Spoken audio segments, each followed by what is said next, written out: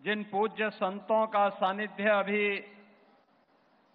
यहां पर प्राप्त हुआ है, जगत गुरु रामानुजाचार्य पूज्य स्वामी वासुदेवाचार्य जी महाराज, जगत गुरु रामानुजाचार्य पूज्य स्वामी राघवाचार्य जी महाराज, जगत गुरु रामानुजाचार्य पूज्य स्वामी श्रीधराचार्य जी महाराज, जगत गुरु रामानंदाचार्य पूज्य स्वामी राम दिनेशाचार्य जी महाराज,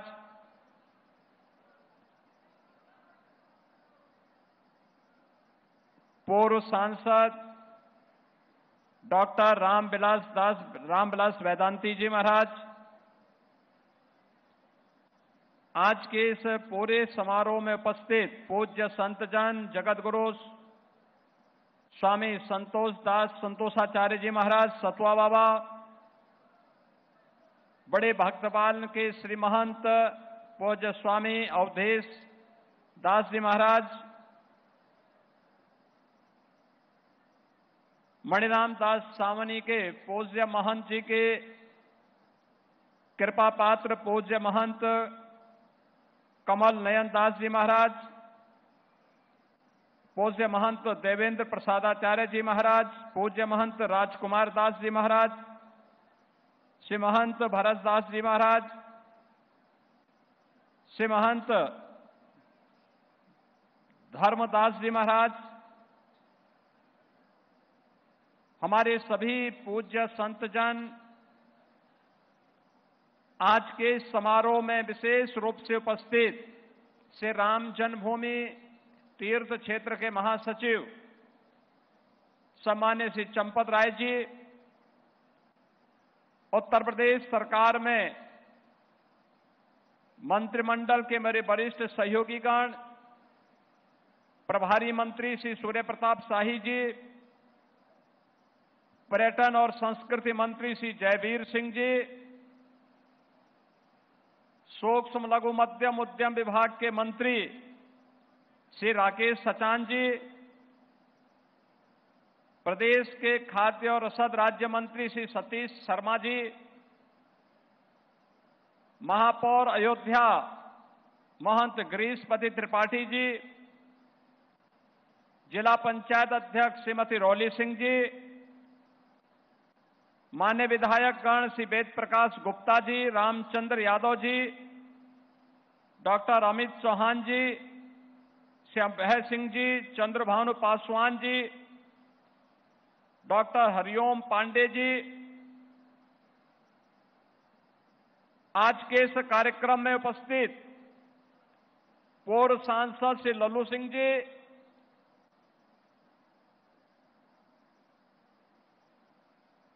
दीपोत्सव 2025 के आज के इस कार्यक्रम में अपनी उपस्थिति से इस आयोजन को एक नई दिव्यता प्रदान कर रहे देश और दुनिया से आए हुए सनातन धर्म के हमारे सभी अनुयायी उपस्थित बहन और भाइयों, मैं सबसे पहले दीपोत्सव 2025 की पूरे प्रदेशवासियों को हृदय से बधाई देते हुए आज के समारोह में उपस्थित अयोध्या धाम में आयोजित होने वाले इस समारोह में पूज्य संतों का, सम्मानित अतिथियों का, श्रद्धालु जनों का हृदय से स्वागत करता हूं, अभिनंदन करता हूं। अयोध्या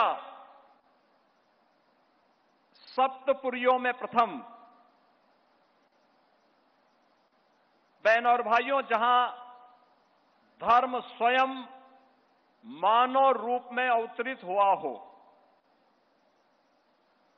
जहां हर कण में मर्यादा है और जहां हर दीप में दया है, हर हृदय में जहां भगवान श्री राम का वास है, और वैसे ही नहीं कहा है, भगवान वाल्मीकि ने कि रामो विग्रहवान धर्म, साधु सत्य पराक्रम, राजा सर्वस्व लोकस्य देवस्येह महात्मनः।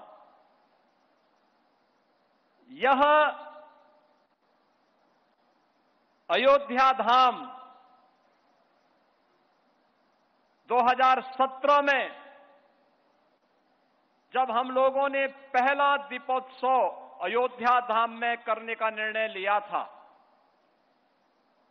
इसके पीछे का भाव एक ही था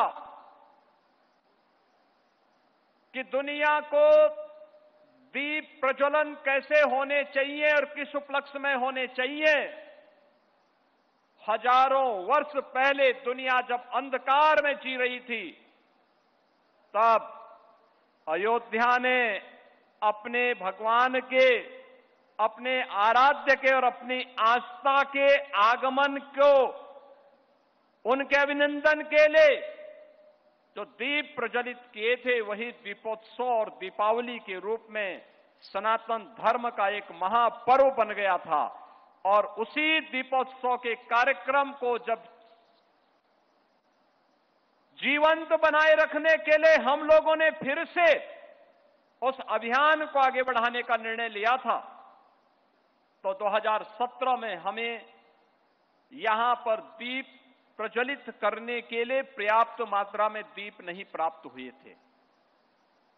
मुश्किल से 25,000 दीप ही अयोध्या धाम में हमें मिल पाए थे मिट्टी के। हमने यहां के प्रजापति समुदाय और कुम्हार समुदाय के लोगों का आह्वान किया, 51,000 बन पाए, बाकी दीप कहां से आएंगे? इसके लिए हमने प्रदेश भर से इकट्ठे किए थे, तब जाकर के 1,71,000 दीप जल पाए थे। 2017 में 1,71,000 और आज लाखों लाख दीप अयोध्या धाम में प्रज्वलित होते हैं, जो हर भारत के संकल्प, हर भारतवासी के संकल्प के प्रतीक बनते हैं। ये दीप केवल दीप नहीं है, यह दीप 500 वर्षों के अंधकार पर आस्था के विजय के प्रतीक भी हैं। 500 वर्षों में किस प्रकार के अपमान को झेलना पड़ा था और किस प्रकार के संघर्षों से हमारे पूर्वज जूझे थे, ये दीप उसी के प्रतीक स्वरूप हैं। और तब मर्यादा पुरुषोत्तम भगवान श्री राम तंबू में विराजमान थे, और अब जब दीपोत्सव का 9वां संस्करण हो रहा है, तब भगवान राम अपने भव्य और दिव्य मंदिर में विराजमान हैं।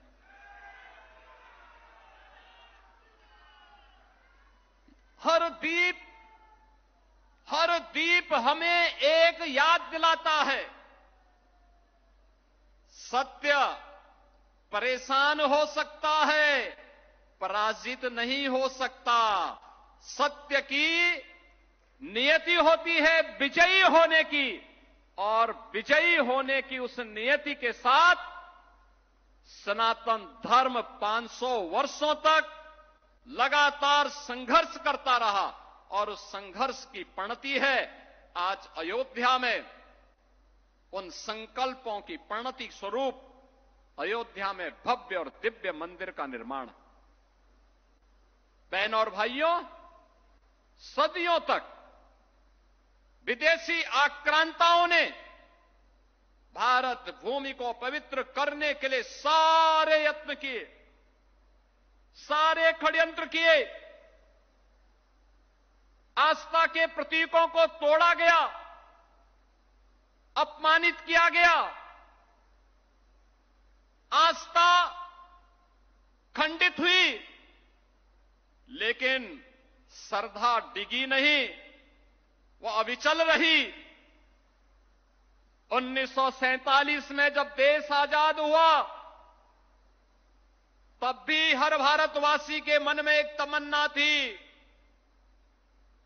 कि भारत को आजादी का मतलब गुलामी के इन सभी चिन्हों को समाप्त करके हमें राजनीतिक आजादी के साथ साथ सांस्कृतिक आजादी भी प्राप्त होगी। हमारे मान बिंदुओं की भी पुनर्स्थापना का कार्य होगा। लेकिन अयोध्या को तब भी उपेक्षित कर दिया गया। 1949 में जब राम भक्तों ने एक प्रयास किया कि रामलला भी आजादी के साथ विराजमान हो, तो मूर्ति हटाने का हुक्म जारी हो गया और फिर कहा गया कि मामला शांत करो, मामला शांत करो।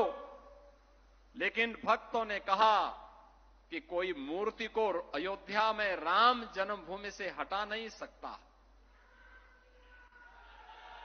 एक ही संकल्प था तब भी, रामलला हम आएंगे, मंदिर वहीं बनाएंगे।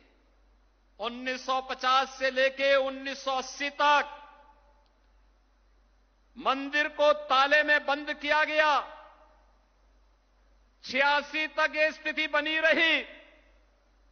रामलला की जन्मभूमि में ही भगवान रामलला को कैद करके रखने का कुत्सित प्रयास हुआ। कौन वे लोग थे जो आस्था को इस कदर कैद करने का काम कर रहे थे? परंतु हम सब इस बारे में जानते हैं, आस्था तब भी झुकी नहीं, न थकी और न रुकी। भारत की आस्था, सनातन आस्था बिना रुके, बिना झुके, बिना डिगे निरंतर अपने संघर्ष के पथ पर आगे बढ़ती गई। और सत्य ने लिखा, न्याय ने हमें धर्म स्थापना के लिए मार्ग प्रशस्त किया। और बहनों और भाइयों, आज जब रामलला अपने स्वयं के भव्य मंदिर में विराजमान होते हैं, कोई भी ऐसा देश और दुनिया का सनातन धर्मावलंबी नहीं होगा जिसका मन गौरव के साथ आनंदित न होता हो। हर सनातन धर्मावलंबी गौरव से आनंदित होता है कि हमारे पूर्वजों का संकल्प पूरा हुआ। याद करिए, जब प्रधानमंत्री मोदी जी के नेतृत्व में अयोध्या में श्री राम जन्मभूमि में राम जन्मभूमि मंदिर निर्माण की आधारशिला रखी। मोदी जी पहले प्रधानमंत्री थे जो अयोध्या में आए, राम जन्मभूमि का दर्शन किए और दर्शन करने के साथ ही उन्होंने राम मंदिर की आधारशिला रखी। और मोदी जी पहले प्रधानमंत्री हैं जिन्होंने अयोध्या में रामलला को 500 वर्षों के बाद विराजमान करने के बाद देश के अंदर इससे पूर्व सभी भगवान राम से जुड़े हुए आराध्य स्थलों का दर्शन किया। और फिर आकर के 22 जनवरी 2024 को श्री राम जन्मभूमि पर भगवान राम को विराजमान करके सनातन आस्था को सम्मान देने का काम किया। भारत की सनातन आस्था को मिला यह सम्मान इन्हीं संकल्पों के दृढ़ अभियान का हिस्सा है। आज बहनों और भाइयों, जब हम यहां लाखों दीपों से अयोध्या धाम को जगमगा रहे हैं,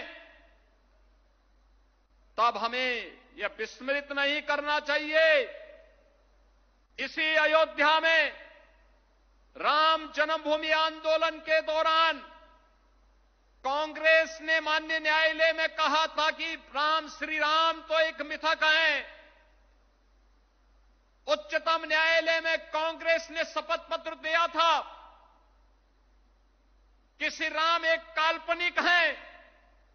और समाजवादी पार्टी ने राम भक्तों पर इसी अयोध्या में गोलियां चलाई थी, इसी अयोध्या में गोलियां चलाई थी। ये वही लोग हैं जो बाबर की कब्र में जाकर के तो सजदा करते हैं, लेकिन जब अयोध्या में राम मंदिर में रामलला विराजमान होने के कार्यक्रम में उन्हें निमंत्रण दिया जाता है, तो ये लोग राम मंदिर के निमंत्रण के कार्यक्रम को ठुकरा देते हैं। याद रखना, इनके दोहरे चरित्र को हमें स्मरण रखना होगा। कैसे भारत की सनातन आस्था का ये लोग अपमानित करते रहे हैं और किस किस प्रकार के शब्दों का इस्तेमाल ये लोग करते रहे हैं। कभी राम के अस्तित्व पर ही प्रश्न खड़ा करते थे, कभी एक आक्रांता की कब्र पे जाकर के सजदा करने का कार्य करते हैं और फिर भारत की आस्था को अपमानित करने के लिए कोई भी कोर कसर इन्होंने नहीं छोड़ा। बहनों और भाइयों, ये वही लोग हैं जिन्होंने राम मंदिर आंदोलन के दौरान अयोध्या धाम में मंदिर का निर्माण न हो, इसके लिए अपने अधिवक्ता अलग से खड़े किए थे, विरोध में खड़े किए थे कि जिससे ये विरोध कर सकें, राम मंदिर के मार्ग में बाधा खड़ी कर सकें। लेकिन आज हम कह सकते हैं उन्होंने गोली चलाई, हम अयोध्या में दीप जला रहे हैं। उन्होंने ताले लगवाए और पूज्य संतों के आशीर्वाद से आज अयोध्या में राम भक्तों के संकल्पों का एक प्रतिफल है। अयोध्या में भगवान राम का भव्य मंदिर का निर्माण हो गया है। इन्होंने अयोध्या की पहचान को मिटाया था, अयोध्या को फैजाबाद बनाया था। हम लोगों ने अयोध्या की पहचान को अयोध्या के साथ जोड़ करके इसको फिर से अयोध्या धाम बनाने के कार्य के साथ हम आपके साथ जुड़े हैं।